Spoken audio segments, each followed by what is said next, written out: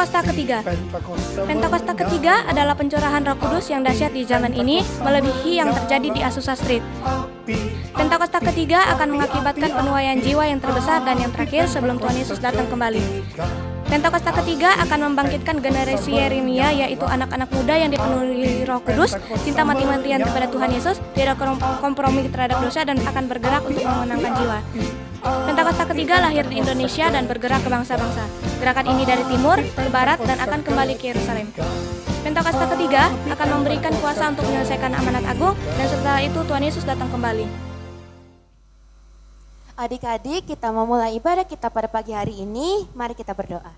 Mari kita bersatu di dalam doa. Tuhan Yesus, terima kasih atas berkat yang Kau berikan kepada kami. Kami dapat kembali memuji, menyembah Engkau Tuhan. Tuhan, sekarang kami ingin memulai ibadah kami. Engkau berkati ibadah kami dari awal, pertengahan, hingga akhir. Terima kasih Tuhan Yesus, di dalam nama-Mu kami berani mengucap syukur. Haleluya. Amin. Shalom adik-adik, kita memulai ibadah kita pada pagi hari ini. Pasukan Kristus, siap, yes. Kita nyanyikan Allah Sanggup. Apa yang tak pernah dilihat mata, yang tak pernah didengar telinga, tak pernah timbul di dalam hati,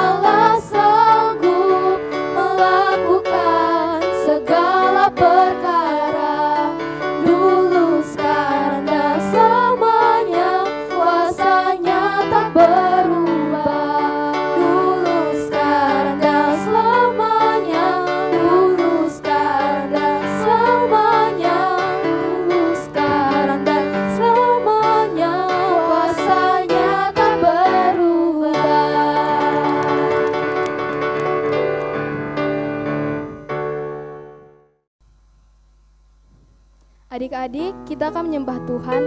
Kita siapkan hati kita sungguh-sungguh menyembah Tuhan. Kita nyanyikan lagu Layaklah Segala Bangsa.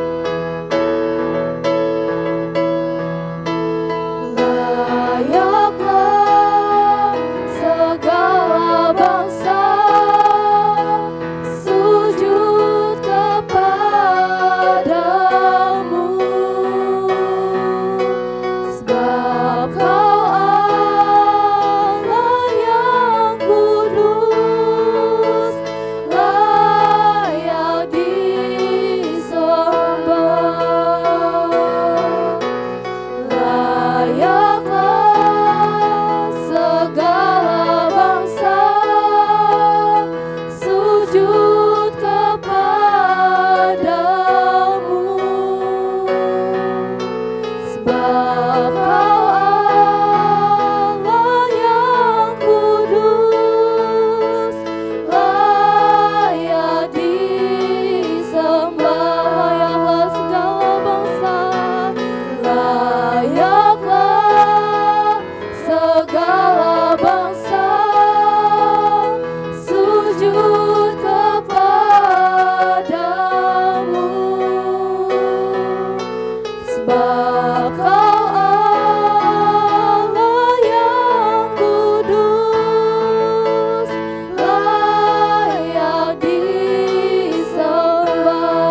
layak disembah, layak disembah, layak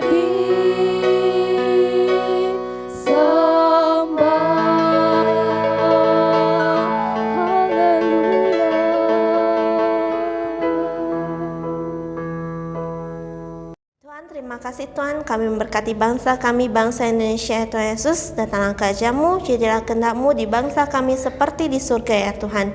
Kau memberkati Bapak Presiden dan juga wakilnya, dan juga Engkau memberkati seluruh jajaran pemerintahan yang ada ya Tuhan. Engkau lindungi mereka, Engkau berikan mereka hikmat kebijaksanaan Tuhan dan memimpin bangsa kami Tuhan Yesus. Kau juga memberkati ekonomi bangsa kami ya Tuhan Yesus. Tuhan, kami juga berdoa untuk kota kami Pekanbaru ya Tuhan Yesus. Kami minta damai sejahtera-Mu turun atas kota kami ya Tuhan.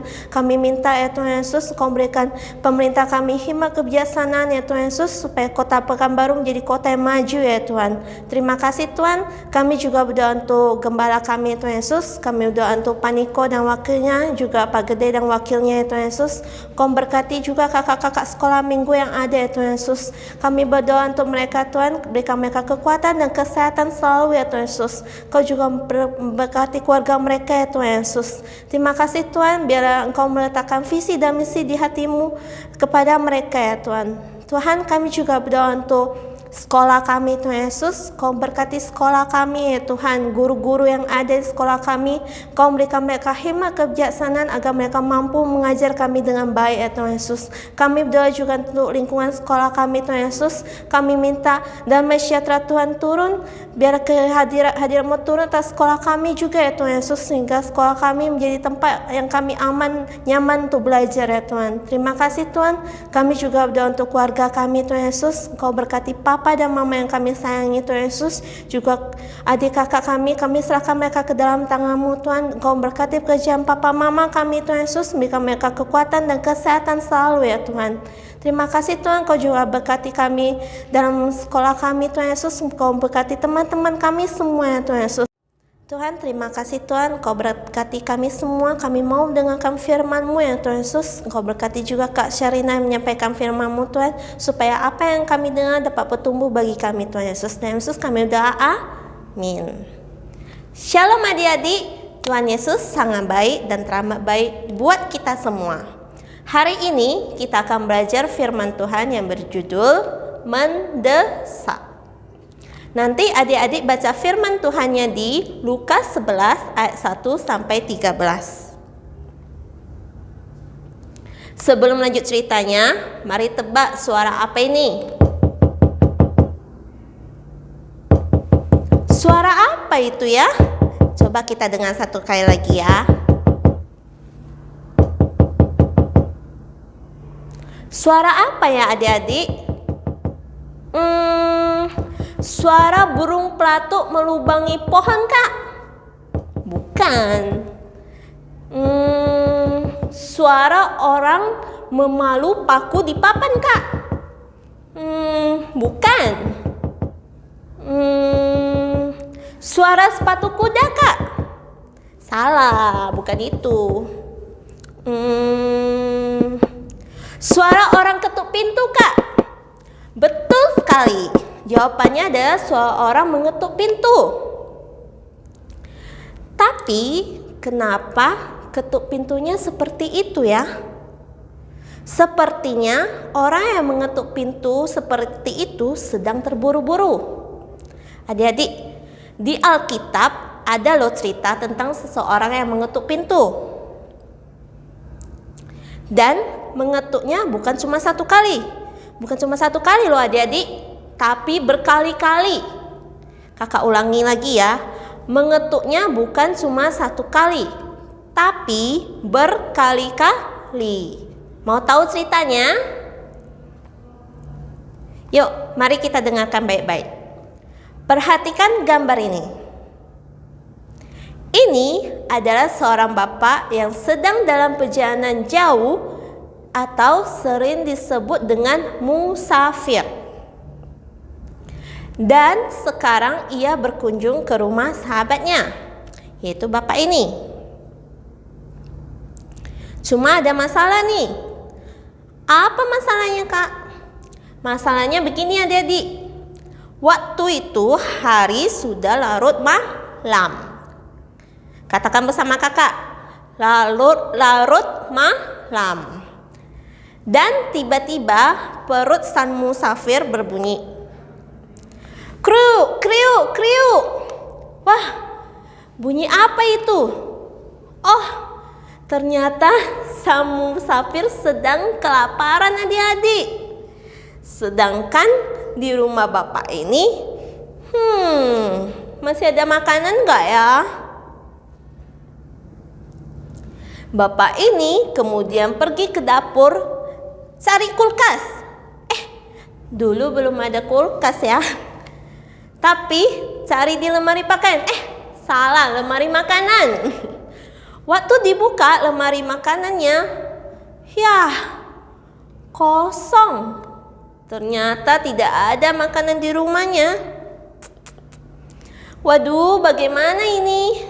Bapak ini kasihan dengan teman-temannya, dengan temannya yang sedang dalam perjalanan jauh, lelah dan kelaparan. Ada yang bisa kasih tahu kakak nggak? Bagaimana cara menolong musafir yang kelaparan ini? Pergi beli ke toko, Kak. Kan sudah larut malam. Kebanyakan toko pasti sudah tutup. Bukan seperti toko sekarang ya yang berjualan 24 jam. Pakai GoFood, Kak. Hahaha, dulu sebelum ada GoFood dan sejenisnya, itu belum ada loh. Terus bagaimana dong? Begini saja. Demikian pemikiran bapak ini. Aku akan pergi ke rumah seorang sahabatku dan mengetuk pintu rumahnya. Aku mau minta tolong sahabatku itu buat memberikan roti kepadaku. Tapi hari sudah sangat larut malam. Apa adik-adik? Hari sudah sangat larut malam. Sepertinya ini bukan waktu yang tepat. Dan juga sepertinya tempat meminta makanan malam-malam begini ke rumah sahabat sepertinya bukan tempat yang tepat. Tapi malam-malam begini mana ada restoran atau makanan yang buka ya? Dan satu hal lagi, tapi suasananya juga sepertinya tidak tepat. Pasti sang pemilik rumah sudah tidur ya. Tapi bagaimana ini? Waktunya tidak tepat. Tempatnya tidak tepat. Dan lagi suasananya juga tidak tepat. Tapi sang musafir yang sedang bertamu itu sedang kelaparan. Bagaimana ya? Aha, begini saja. Aku akan tetap pergi ke rumah sahabatku dan minta 3 roti di sana. Tapi kalau ia menolak, bagaimana ya?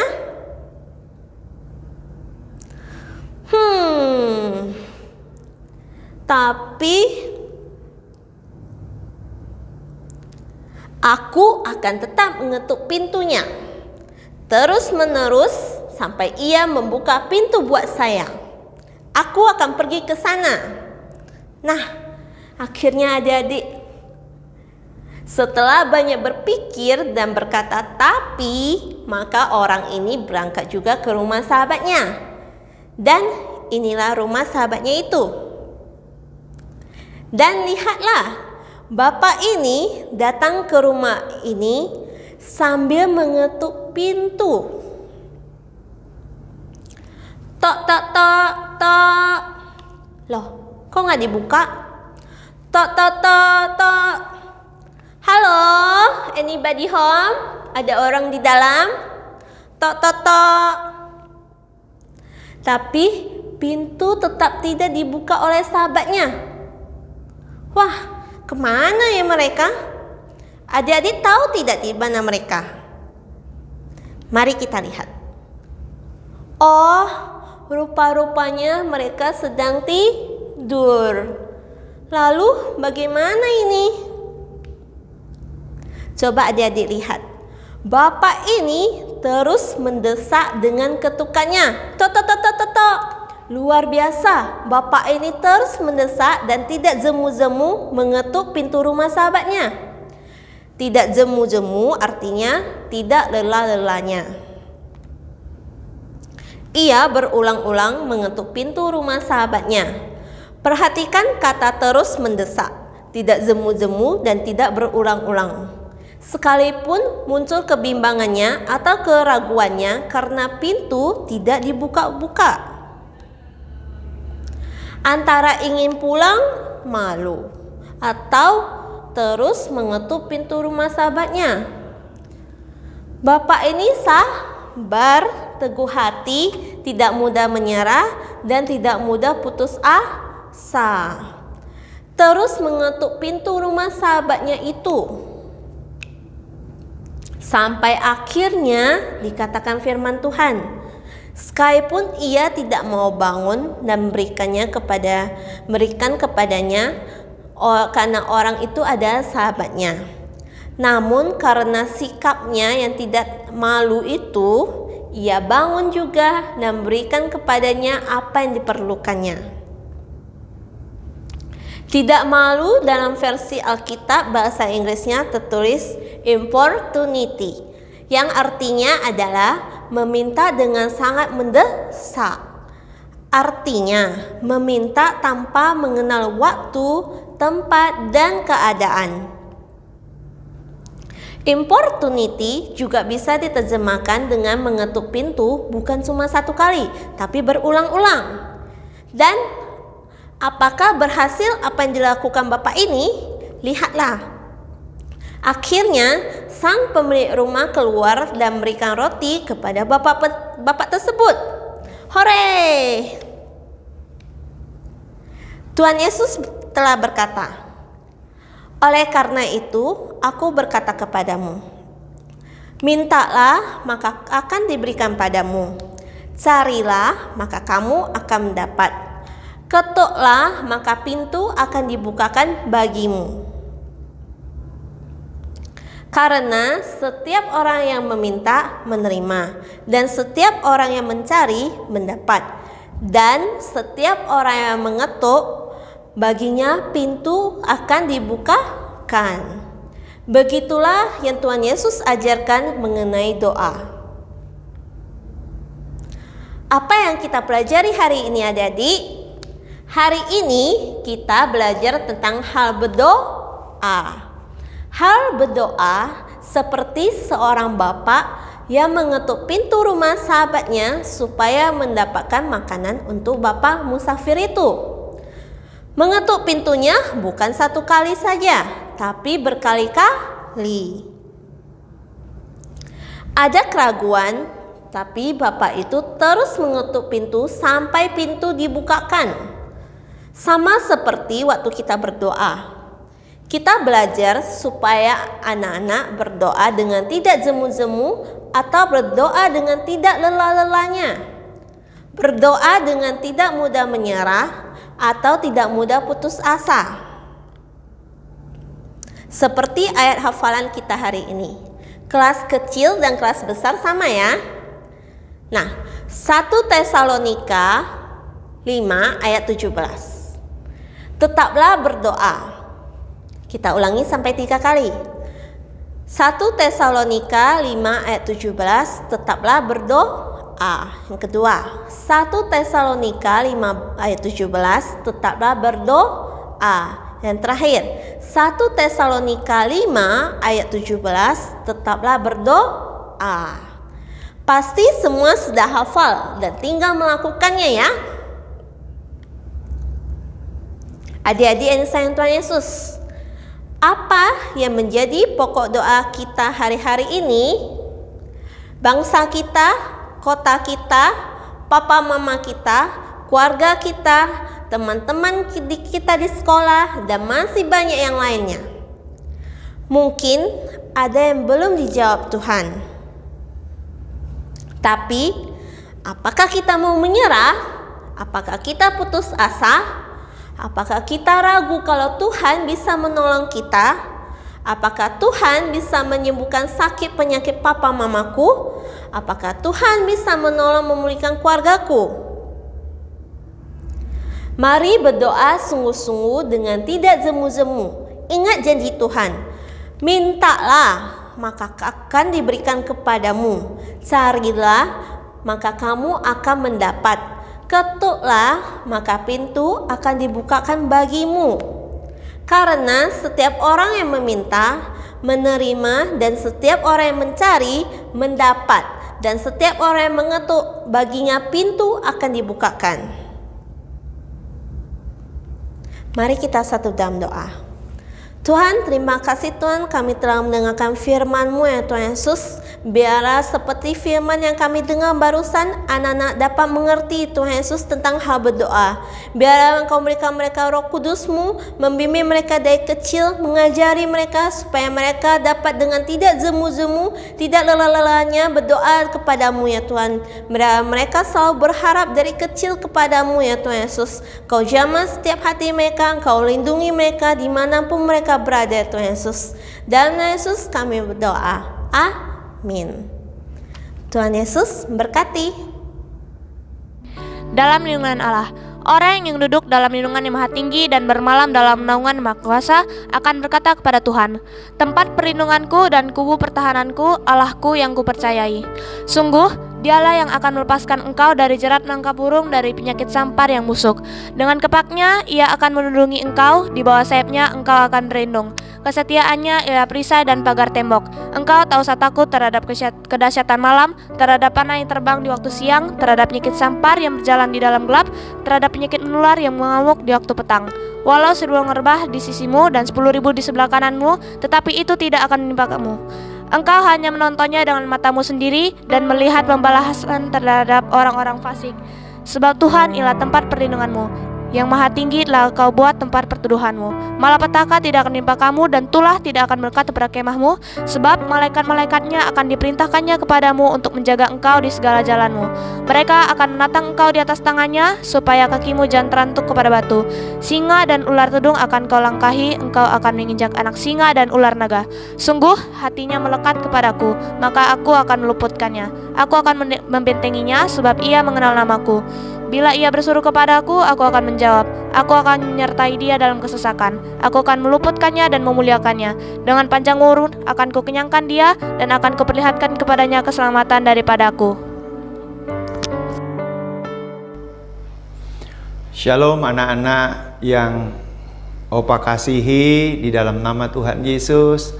Mari, angkat tanganmu di hadapan Tuhan dan terimalah berkat dari Dia. Kiranya kasih karunia dan anugerah dari Allah Bapa di dalam putranya yang tunggal, Yesus Kristus, dan persekutuan yang manis dari Roh Kudus memberkati setiap anak-anak di dalam nama Tuhan Yesus mulai sekarang sampai selama-lamanya. Amin.